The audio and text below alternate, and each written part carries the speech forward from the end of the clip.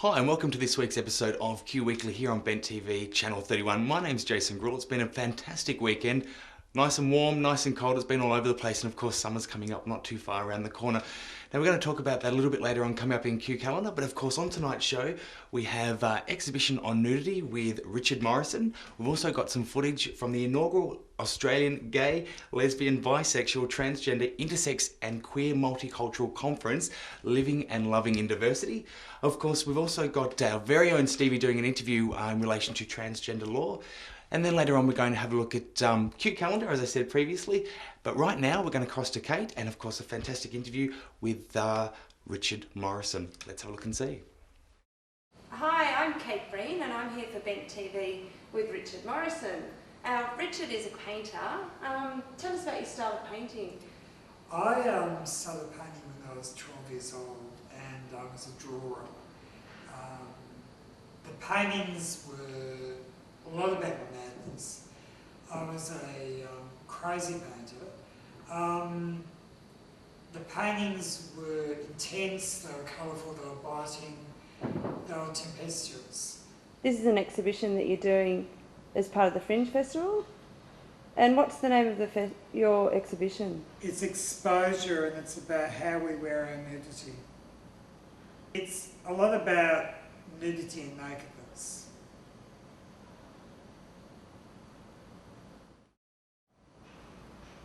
And the thing about nudity and nakedness is nudity is when we're empowered by exposing our flesh and how we expose it. And nakedness is about how we feel vulnerable and exposed. So it's about taking control and shaping your own look and being in control of how you project yourself. As a visual artist, it's very interesting for me to explore this realm. Being a person who likes to be noticed and to watch other people, projection is very important. So the show became interesting to me because I began to do a lot of paintings about myself or looking in the mirror, and I started painting about how I looked and how you see other people. Now, the thing about that which everyone loves is I've given myself love handles, and normally I beautify myself a bit. I romanticise myself.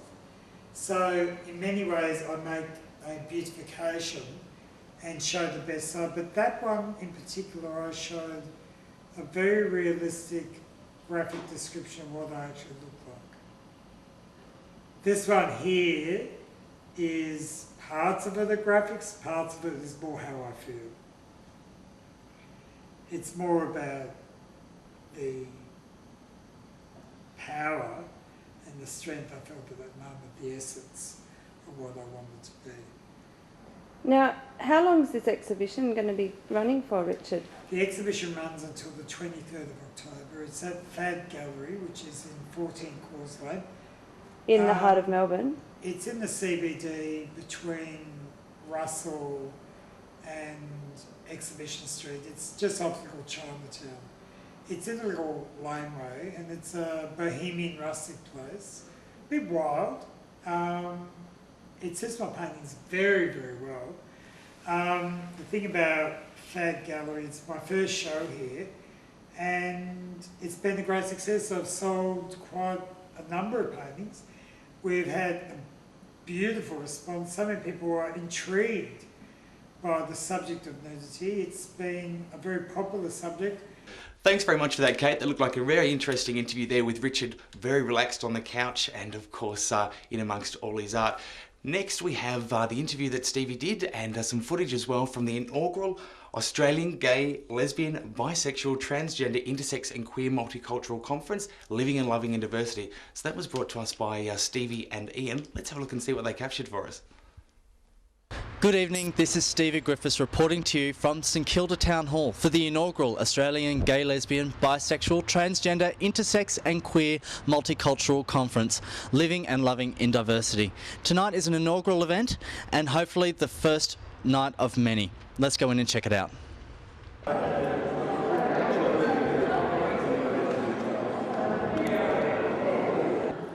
Thank you. Welcome, ladies and gentlemen, and all points in between. My name is Samantha Post and I will be your MC tonight, and please welcome to Australia's inaugural, let me get this right, Gay, Lesbian, Bisexual, Transgender, Intersex and Queer Multicultural Conference.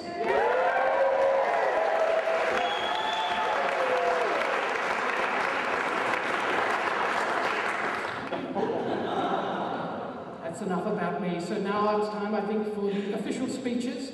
And so could we please welcome up, first of all, Dr. Darrel Higgens, President of the Also Foundation.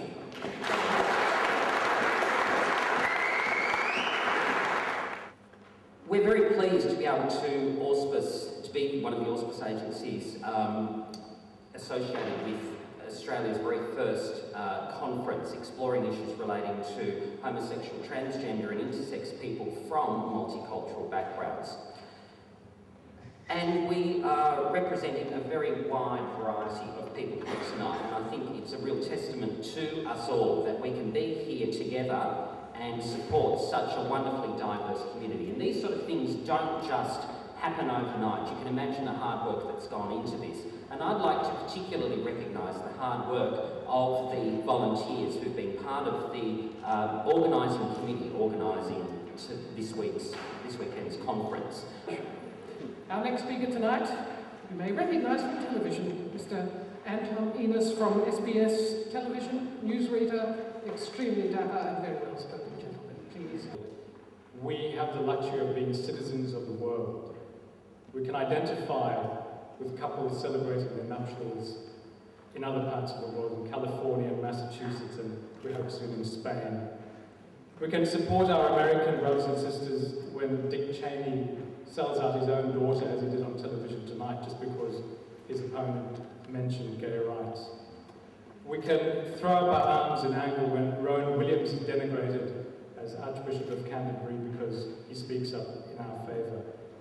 And we can tear our hair out because we've become a political wedge issue in this country. And we can be outraged when one of our own has to pay with her life in Sierra Leone. But on the whole, it has to be said that gays and lesbians in the Western world are in a far better position now, thanks to the efforts of those who did the hard yards before us, the generation before us. Those who got arrested and brutalised, who were ostracised by their families, lost their jobs, got demonised, got sledged, tore themselves to shreds because of self-loathing. Sounds like the election campaign we just had. They were the ones, the Stonewall generation, the Sydney Mardi Gras pioneers, who gave us the lifestyle that we have today. We are here with Cinzia Ambrosio, one of the mothers of tonight's conference. Cinzia, well, firstly tell us what kind of effort has gone into creating tonight? It's been an enormous effort. We've had all the multicultural groups committee have a representative on the committee, and it's been all volunteer time, massive emails, massive fights, massive debates about silly things, big things, meetings, actioning the items. It's been a massive effort because it's above and over our own work paid salaries, so work programs. So it has been a great, fantastic effort. It certainly has. Now, how many different bodies and entities have actually contributed into creating tonight? There's probably about, all in all, we're probably about 20 now, but that does just not include the multicultural communities. We've also had all other organisations, for example, Joy or the Also Foundation. They've been a bit in the background because the major work has been done by the committee, but they've been there as a backdrop, as a support, and they also have had input within the program and within the overall conference. But as I said, the main work has been done by the volunteers of the different ethnic groups, which is around about 20 people from each of the groups. So yeah. And I have to say that it's a fantastic night, and it's actually really paid off. So how does it feel to actually be standing here for the first inaugural conference? It's quite amazing. I think more importantly that it's a fantastic night, as you said, but hopefully we can build on what we're doing here. So it's not just about getting together. Obviously that is one of the major things, but we'd like to see some concrete outcomes coming out of the conference. So it's not just a talk fest, a happy fest. We are here for a purpose to be able to bring about some change, even if minor, but at least we're trying to do something. We're trying to break new ground slowly, but just change within our own multicultural ethnic communities. Well, Cinzia, I think you're off to a fantastic start, and congratulations to you and everyone that's contributed to tonight. Like I said, I think you're off to a great start. Well done, and thank you very much for talking to us. Thank you, and the committee, it's been a fantastic effort, and here we go.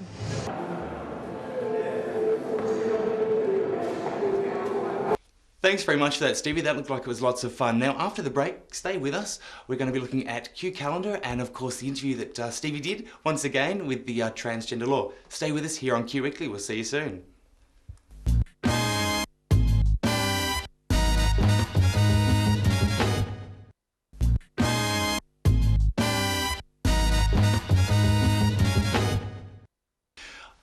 Okay, thanks so much for staying with us here on Q Weekly, and of course, welcome back to the show.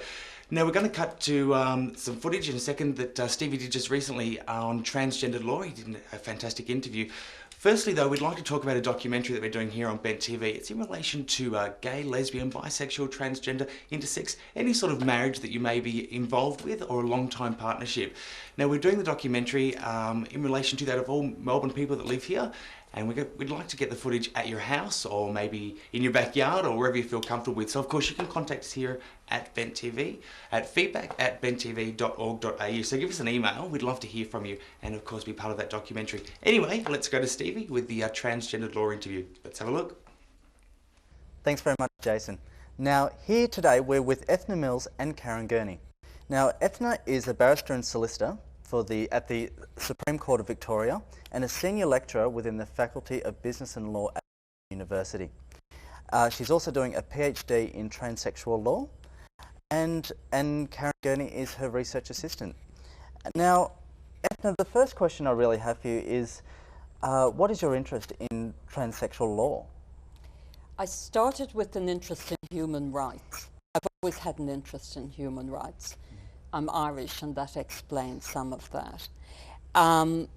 Then when a particular case came up in the family court, it's quite a well-known case, Kevin and Jennifer, and it concerned a man who'd been born with the condition of transsexualism. In other words, he was born with the brain of a male, but the body or sex of a female. And it was a very complicated case in relation to the definition of marriage. And such an exciting case, such a wonderful judgment, and such a judgment that brought up so many aspects of human rights. I was already excited at the thoughts of writing about human rights, and this simply cemented that. Mm-hmm. And then I discovered that I had Karen as a student in my class, and matters went from there. Okay. Some people would say from bad to worse, really.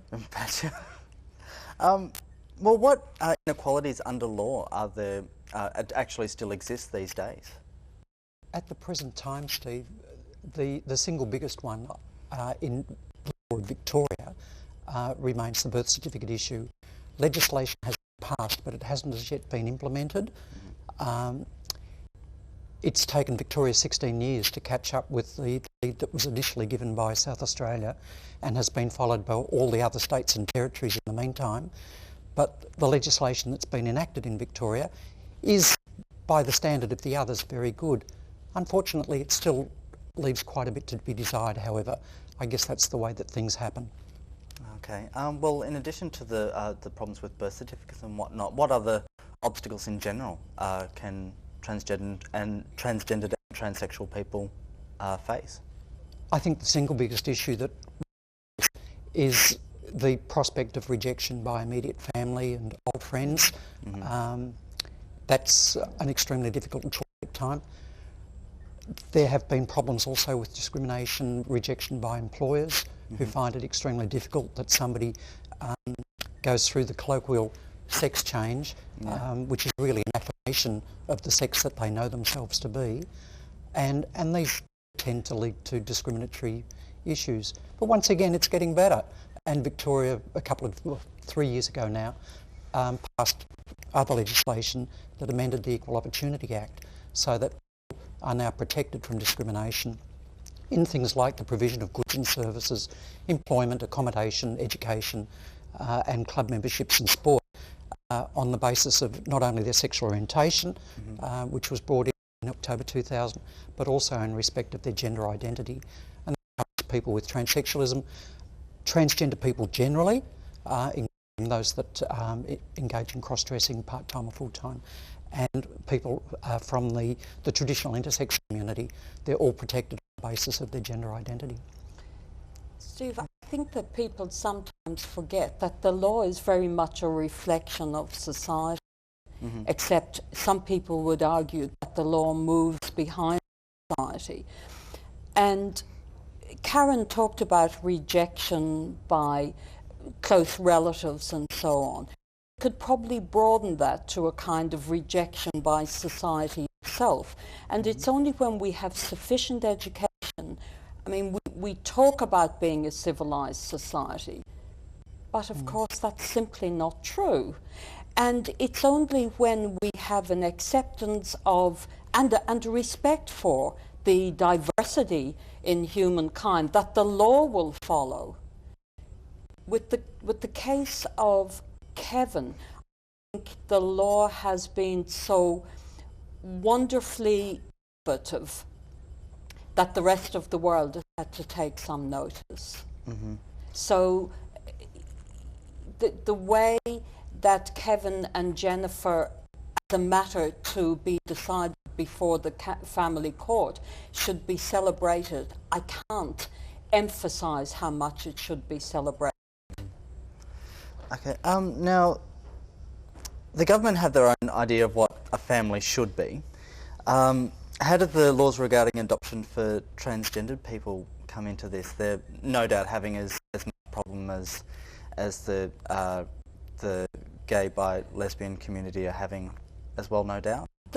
A very much more relevant question is what happens in a situation where you have donor sperm. And we've seen at least one case, one incredibly tragic case, come before the family court, where you had a lesbian mother and a gay father, the father being the sperm donor. And you have what we refer to as baster insemination. You'll probably know what that is. Yeah. We're not talking about any kind of medical control or anything else over it. The big question for the future is going to be the rights of lesbian women to become pregnant by that fairly unorthodox method, but even more important, the rights of the sperm donor. That question has already been decided in the family court once with incredibly tragic circumstances and a very tragic conclusion. And this is you'll see much more in the future, not so much adoption. I'm not sure if Karen would agree with that. Yes, certainly do, Eithne. I think perhaps it's important to mention, though, that in the case of Kevin and Jennifer, Kevin and Jennifer have two children. Jennifer is a natal female, and she received artificial reproductive treatment to impregnate her. And in fact, she had her second child just before the full court handed down its final decision in the case. They're a very, very happy family. Kevin is listed on the birth certificate of those children as their father, and that's, you know, a hugely important thing. But of course, the Kevin and Jennifer decision was about a heterosexual union. Some people do seem to think that it's actually a question of same sex, whereas in fact the court found very, very clearly that Kevin was a man for the purposes of the ordinary contemporaneous meaning of the word, and therefore was a man for the purposes of marriage, and it was a heterosexual union. So it didn't actually address the question of same sex. But same sex comes up too, because you know, many of my brothers and sisters in the transsexual community are same-sex attracted, and so they have exactly the same problems as anybody else that's same-sex attracted. And at the moment, adoption for same-sex is a difficult issue, and it must be addressed. Thank you very much. I'm sorry we've run out of time, unfortunately. I know you've got a lot to say. Well, I want to say something that I should have talked about at the beginning, and that is the definition of male and female for the purpose of marriage. We used to define whether someone was male or female by their genitalia at birth. Since Kevin and Jennifer, we now define whether someone is male or female at the date of the marriage. An absolutely quantum leap forward. Yes, That's thank you, right. Karen. Thank you, Eithne. Yeah. And back to you, Jayson. Thanks very much for that, Stevie. A great and important topic that we've covered there with transgendered law. Now, let's have a look at Q Calendar. It's on right now, and it's happening until Saturday the 23rd of October. It's the Melbourne International Arts Festival. Now, if you'd like more information, check out their website on www.melbournefestival.com.au. So that's www.melbournefestival.com.au. Check out the website and have a look there. This Wednesday, the 20th of October, P-Flag is holding a spring soiree. Now, it's a cabaret fundraiser at Dante's Cafe in Gertrude Street, I should say, in Fitzroy. Now, all inquiries, you can call 9857 8571. That's 9857 8571. And of course, P-Flag have been supporting us here in the community for a very long time, so it'd be great to go along there at Dante's Cafe. So give them a call. Also on Wednesday, the 20th of October, we have Terps and Tucker Tribute Night. Now, Globe and the Also Foundation are holding a tribute night for David McCarthy. Now, you might know David McCarthy from Bent TV, and he used to be the president here, and of course he's done some great work on, say, Dr. Herbert Bauer Memorial Service. Now, he's been very supportive with our transgender community. Great work. And unfortunately, he passed away on the 29th of August. So the transgender community is invited to participate in this memorial service for, of course, their late friend, Dr. Herbert Bauer. Now, the service will be held at Club Tivoli. Now, that's 291 Dandenong Road in Windsor from 2 p.m. onwards. So go along and support such a great person that did a lot of good for our community. Now, if you'd like more information, you can contact 0421 209 608. That's 0421 209 608. Or of course, check out the website, which is gisg@bigpond.net.au. Thank you so much for watching us here on Q Weekly Bent TV. It's been an absolutely fantastic show. Stay with us for Face to Face on Thursday night. Have a fantastic week and look after yourself and take care. Enjoy the rest of the week.